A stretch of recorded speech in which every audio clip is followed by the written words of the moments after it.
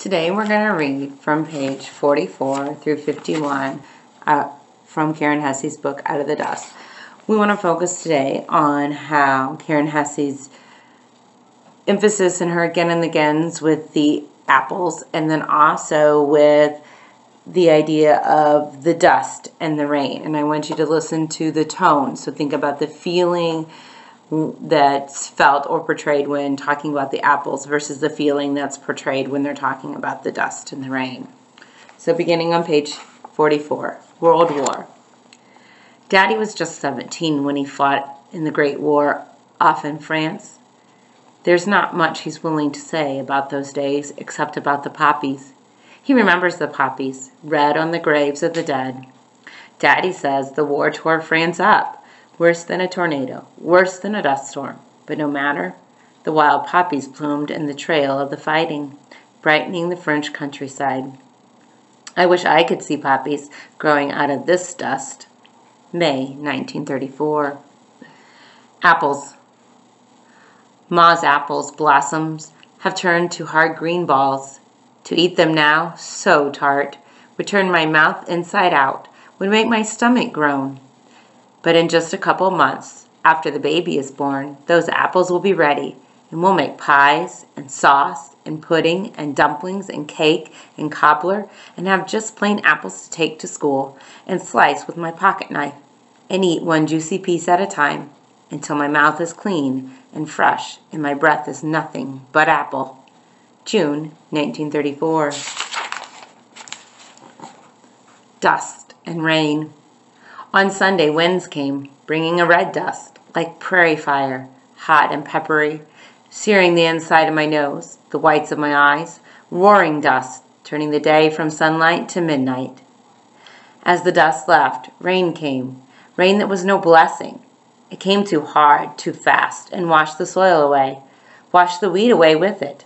Now, little remains of Daddy's hard work, and the only choice he has is to give up, or start all over again. And at the Strong Ranch, they didn't get a single drop. So who fared better?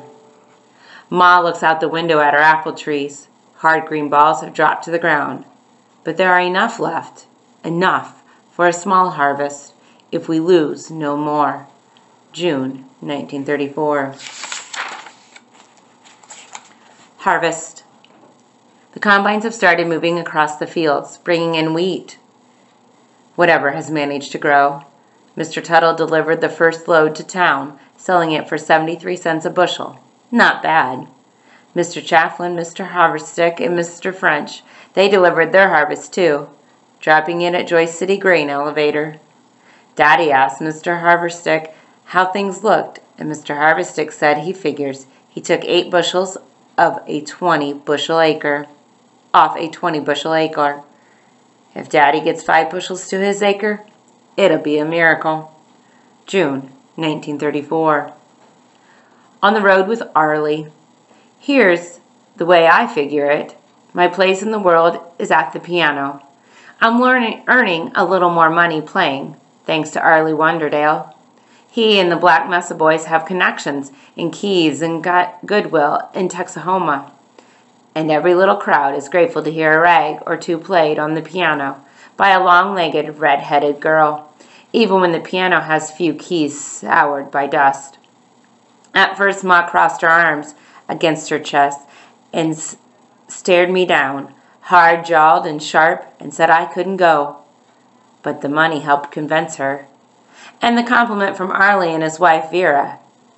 That they'd surely bring my Ma along to play too, if she wasn't too far gone with a baby coming. Ma said okay, but only for the summer, and only if she didn't hear me gripe how I was tired, or see me dragging my back around, or have to call me twice up in morning, or find my farm chores falling down, and only if Arlie's wife Vera kept an eye on me. Arlie says my piano playing is good. I play a set of songs with the word baby in the title, like My Baby Just Cares for Me, Walking My Baby Back Home. I picked those songs on purpose for Ma, and the folks come to hear Arlie's band They like them fine. Arlie plays in dimes. He's putting my earnings away, I don't know where, saving it to send me to school in a few years. The money doesn't matter much to me. I'd play for nothing. When I'm with Arlie's boys, we forget the dust. We are flying down the road in Arlie's car, singing, laying our voices on top of the beat Miller Rice plays on the back of Arlie's seat. Sometimes Vera, up front, chirps crazy notes with no words, and the sounds she makes seem just about amazing. It's being part of all that, being part of Arlie's crowd I like so much, being on the road, being somewhere new and interesting. We have a fine time, and they let me play piano too. June 1934. So today, think about the tone and then the feeling that was portrayed when talking about the apples versus the tone and the feeling that was portrayed when talking about the dust and the rain.